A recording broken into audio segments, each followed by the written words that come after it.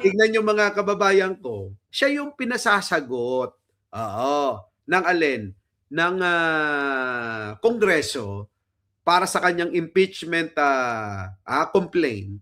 Eh, mga kababayan ko siya yung ano, siya yung, nagsasabi, mga kababayan, na dapat daw ang, Congress ay, ayusin daw muna. Ang daming mga pasakkalit, ang daming mga banat na alanganin nito, eh. Ito ang nagparetoke kay ano, mga kababayan ko, kay Bello. Oh, ito na. Sige, pakinggan ho natin yung kanyang, yung kanyang sinasabi, oo, na imbis na paliwanag, eh siya yung nagpapaliwanag doon sa gustong magpaliwanag sa kanya. Oo. Paliwanag mo nga kung paano naging ganyan yung mukha mong hayop ka. Eh dati kamukha mo si Fiona.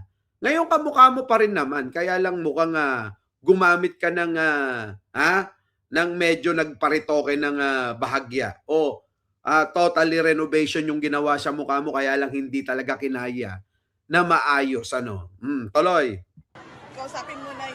Kausapin muna nila ng maayos yung mga abogado nila dahil sa nakikita natin ngayon ay yung mga ilan sa mga members of the House of Representatives ay inaabuso yung kanilang posisyon at kapangyarihan at more than that ay lumalabas na para silang mga law benders. Kita nyo, law benders daw mga kababayan ko, itong mga kongresista. Imbis na sumagot, siniraan pa niya. Ano connect nun sa kaso ni Fiona? Anong connect sa kaso ni Buday? Anong connect doon sa kaso ng Lucaret na to, mga kababayan? Wala naman ho, di ba? So ngayon, dahil sinagot ng ganyan, humabol din naman para habulin yung deadline, ng kanyang pagsagot diyan sa Kongreso, sa Kamara. Dahil kung hindi siya makakasagot, magtutuloy-tuloy ho na mawawalan na ho siya ng pribileyo para ho sumagot sa mga inaakusa sa kanya. Mga kababayan, tulad ni Arnold Lopez, talagang malapot na dugo ko rito. Kung kaharap ko lang to, malamang kinagat ko na yung pisngi nito. Eto na. Pakinggan ho natin yung paghabol ni Buday. Pasok. Kamara ang kampo. Wait, eto na.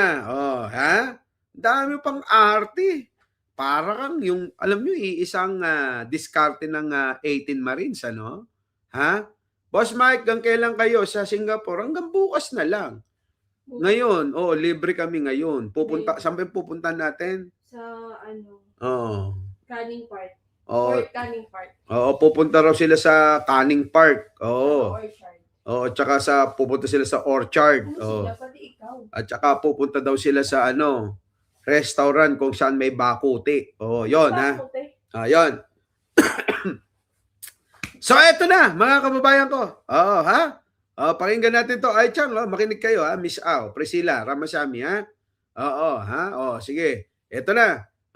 Pasok. Umabol sa deadline sa Kamara ang kampo ni Vice President Sara Duterte para sumagot sa mga reklamong impeachment laban sa bise. Nako! Sa legal counsel ni VP Sara na si Attorney Michael Powa, tinukoy nila sa kanilang sagot ang mga issues sa due process at may double standards sa pagtrato ng House Justice Committee sa impeachment complaints laban sa bise. Kita nyo, parang hindi naman sumagot, kundi binatikos. Hindi ho sumagot. Hindi nila masagot, mga kababayan, yung mga Masabi lang mo.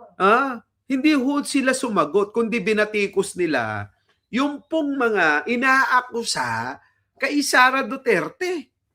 Imbis, mga kababayan, na sumagot, bumatikos ho, para may sabi lang na humarap sila.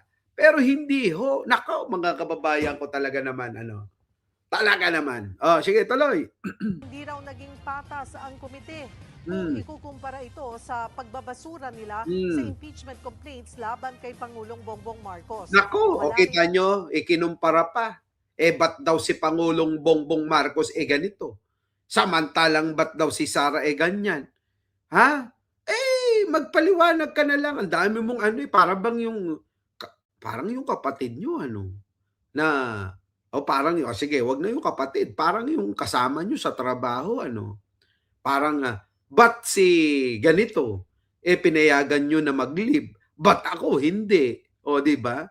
Yun pribileyo ho ng boss di ba? Kung ano yung gusto niya.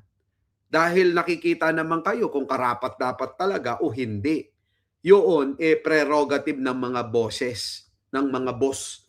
Yung ganon, yung pagdidesisyon.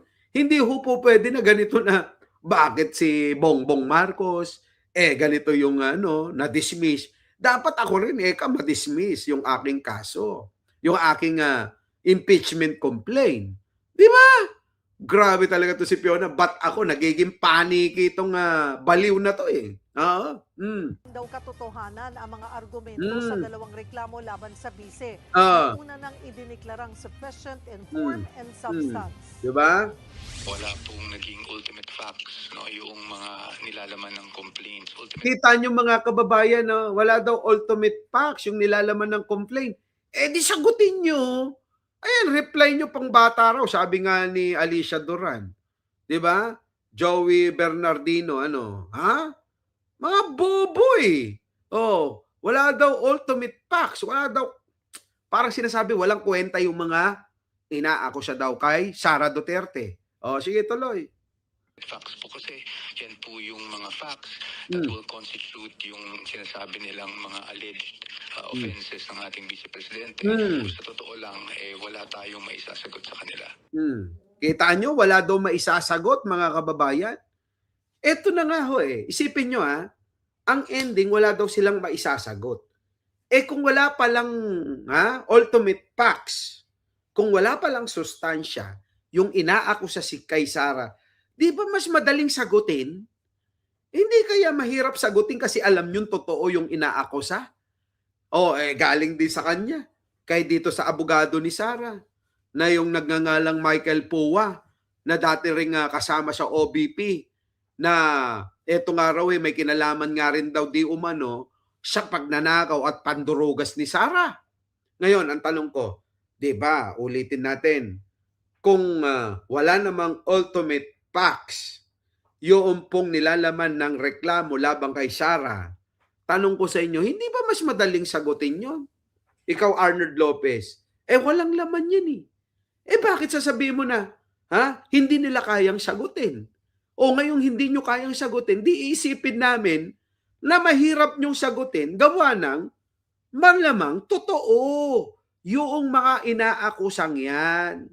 Alin ba yung mahirap sagutin dyan, mga kababayan ko? Yung pagbabanta niya ng mga kababayan, sa buhay ni Pangulong Bongbong Marcos at ni First Lady. Yung buhay ni Martin, wala nang kwenta yun. Yun, pagbantaan mo, walang problema Pero yung First Lady, tsaka Pangulo, mahalaga buhay nun. Di ba, mga kababayan ko? Yung ba wala bang facts yun? Mga kababayan? Hindi totoo. Naku, mga kababayan, ewan ko na lang. Sige, tuloy. May 3 araw para mag-reply sa mga sagot ni VP Sara ang complainants. 3 araw din para sa rejoinder ni VP Sara. Sa April 8, target ng komiteng tukuyin kung sufficient in grounds ang mga reklamo. Ang tagal naman, pinatatagal nyo lang Oo. Ayaw ba ninyong malaman kung sino si Kokoy Villamin, si Mary Grace Piatos, si Chel Jokno, ganun mga kababayan. At marami pang iba. Di ba pati si Marian Rivera kasali? Di ba? Hindi nyo ba gusto na malaman yung mga pangalan na yan na mga sinangkot nila, na mga ginamit nilang mga pangalan, na mga kumubra daw ng mga kwarta sa mga hinahanap daw natin sa confidential fund ni Sara. Hindi ba kayo doon? Interesado? Syempre kapag ka DDS ka, tulad ni Chris Ulo, na idol talaga si si Duterte, malamang hindi na. Oo, di ba? Chris Ulo, Ay, nako, yung iba dyan, hindi utot mo. Hindi nagyayaya. Di ba, mga kababayan ko? Yan! Ngayon, mga kababayan ko, simpleng tanong, simpleng sagot, di masagot. Di ba, Chris Ulo? Simpleng tanong eh. Simpleng isasagot, hindi masagot ni Sara Duterte. Yung pa kayang mga kaso niya. Nandiyan pa yung Ramil Madriaga, na nagpakilala na bagman ni Sara. Yan ayaw nyo bang malaman yan? Sa magiging investigasyon ng dito sa impeachment complaint laban kay Sara Duterte. Ako gustong-gusto ko eh. Malay nyo, matauhan kami. Di ba? Kung totoo at hindi naman pala. Di ba? Maaaring totoo at maaaring hindi. Kung hindi naman pala totoo, talagang bobo lang at tanga si Sara, ganon, Hindi naman pala totoo yung mga inaakusa. Ayaw nyo bang malaman namin yun? Maaaring, mali pala yung mga pinaparatang netong mga ito. Di ba?